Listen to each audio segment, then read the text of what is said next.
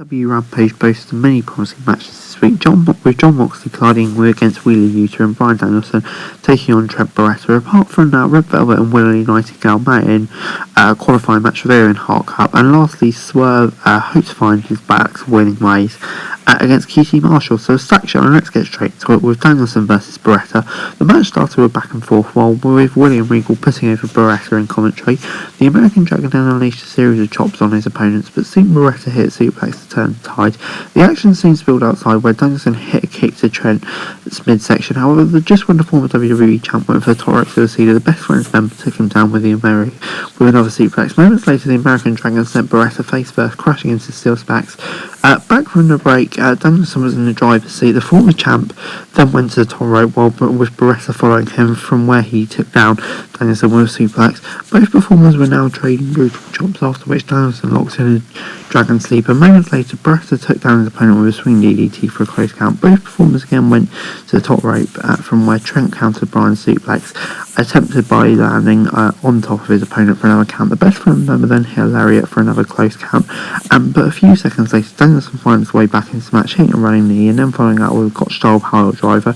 He applied a new submission manoeuvre by twisting Trent's neck for the win on Rampage, and just putting over how tough Trent was with the new submission manoeuvre. But yeah, on the whole, this was just a brilliant match from start to finish, really putting over Trent, and of course, another great win for Danielson and his little group of mates.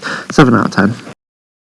Danhausen then once again tried to curse Cook, but it didn't work, as the latter walked away, dropping his packet of Chris. I just love that storyline, to be honest.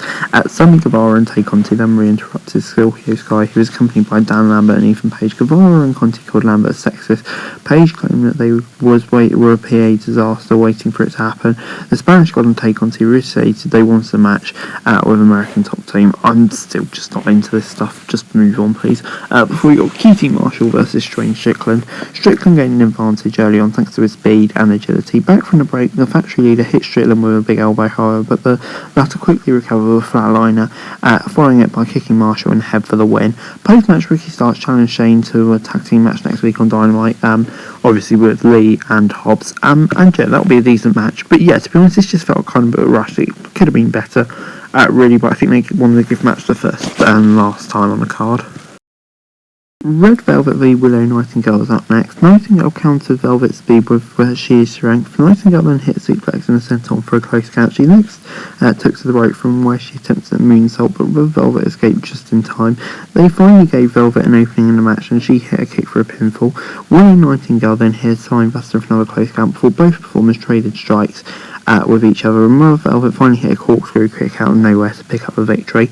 I'll give it a 6 out of 10 for me. It was always expected to happen, kind of just felt like filler, but it was okay for what it was, before Mark Sterling interrupted Tony Nese's interview in a backstage segment, offering the latter to become his client, promising to deliver the right legal expertise. Maybe that's what Tony Nese needs right now. I know, he's just kind of still stale. Before we got Moxley v Yuta in the main event. Yuta attacked Moxley before the match even started, and soon brawled outside. Once they got back into the ring, John Moxley hit a suplex on Yuta, followed by a vertical suplex, he sent the ROH Pure Champion over the top rope. On the outside, Moxley used steel chairs to attack Wheeler Yuta, with the latter breathing profusely. Back from the break, Yuta unleashed a few chops on Mox, after which he went to the top and delivered a dive on the latter's through the timekeeper table. Back inside the ring, Wheeler Yuta hit multiple German suplexes and followed up with a backdrop. Yuta then took to the top rope and hit a splash on the former AEW champion for a 2 count. Moxley then hit a brutal King Kong lariat for a close mount, and then hit a bit of Yuta's open wound with a paradigm shift, but Yuta kicked out too, leaving Moxley stand. Moxley then locked Wheeler Yuta in a bulldog choke, with Yuta refusing to kick out. Moments later, the Best Friends member locked in Moxley in a bulldog choke, but the latter countered it and hammered Yuta with vicious strikes. Moxley hit an elevator paradigm shift on Yuta, but the latter kicked out. Moxley quickly turned it into a bulldog choke, with the ROH Pure Champion finally passing out. This was just an incredible match, really putting over Yuta, and it just feels like a matter of time before he joins the group. But yeah, on the whole, this match was just absolutely incredible. 8 out of 10 from me. Overall, Rampage gets 7 out of 10 from me this week. Yeah, this was just a really great episode of Rampage, especially the matches involving the Blackpool Combat Society. Just top top matches across the board. Really, really love them. And yeah, Rampage could be set for a mini golden era with the death match coming up next week. So yeah, can't wait for that. But yeah, on the whole, just this Rampage loading, it was a brilliant episode. But anyway guys, that's it for the video. Thanks very much for watching. Remember to like, share, subscribe, leave thoughts, comments down below. Follow us, links to me for daily wrestling news, and subscribe to my channel on screen, and that'd be greatly appreciated. Thanks very much for watching.